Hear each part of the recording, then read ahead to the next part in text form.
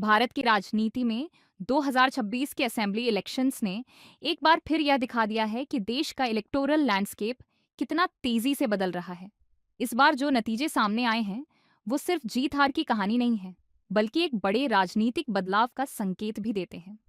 अगर हम थोड़ा पीछे जाकर देखें, तो पिछले एक दशक में भारतीय राजनीति का केंद्र काफी हद तक बदल चुका है।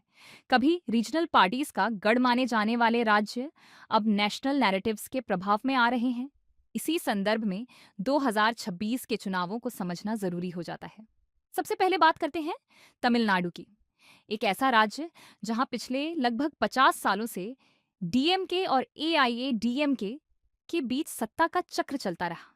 इस सिस्टम को द्रविडियन डुपोली कहा जाता था, लेकिन इस बार एक नया चेहरा, एक नया नैरेटिव सामने आया। एक्टर से पॉलिटिशियन बने विजय। उनकी पार्टी टीवीके ने जिस तरह से एस्टैब्लिश्ड पार्टीज को पीछे छोड़ा, वो सिर्फ एक चुनावी जीत नहीं, बल्कि एक कल्चरल शिफ्ट है। विजय का राइज अचानक नहीं हुआ। तमिलनाडु में पिछले कुछ वर्षों से corruption, law and order issues और खासकर महिलाओं और दलितों के खिलाफ बढ़ते अपराधों को लेकर नाराजगी थी।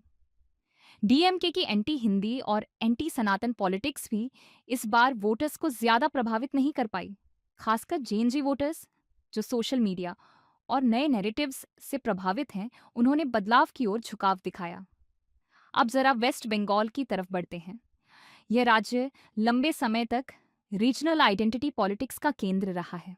ममता बनर्जी की टीएमसी ने वर्षों तक अपनी पकड़ बनाए रखी, लेकिन इस बार बीजेपी ने यहां जो प्रदर्शन किया, वह यह संकेत देता है कि पार्टी अब सिर्फ हिंदी हार्टलैंड तक सीमित नहीं रही। बंगाल में बीजेपी की बढ़ती पकड़ यह दिखाती है कि नेशनल लेवल नैरेटिव्स अब रीजनल बैरियर्स को तोड़ रहे हैं। इसका एक बड़ा कारण प्राइम मिनिस्टर नरेंद्र मोदी की लगातार बनी हुई लोकप्रियता भी है। लगभग 12 साल सत्ता में रहने के बावजूद उनका वोटर कनेक्ट बना रहना एक महत्वपूर्ण फैक्टर है। ये बात इस चुनाव में साफ दिखाई दी, जहां बीजेपी ने अपनी रीच को और विस्तार दिया। अब अगर हम केरल की बात करें, तो यहाँ का परिणाम थोड़ा अलग लेकिन इक्वली महत्वपूर्ण है। केरला ट्रेडिशनली लेफ्ट का मजबूत गढ़ रहा है, जहां सीपीएम की पकड़ मजबूत थी। लेकिन इस बार कांग्रेस लेड कोलिशन ने जीत दर्ज की। ये कांग्रेस के लिए एक तरह से रिवाइवल मोमेंट है, क्योंकि नेशनल लेवल पर उसे लगातार चुनौतियों का सामना करना पड़ा है। लेकिन केरल की इस जीत के साथ भी चैलेंजेस जुड़े हुए हैं।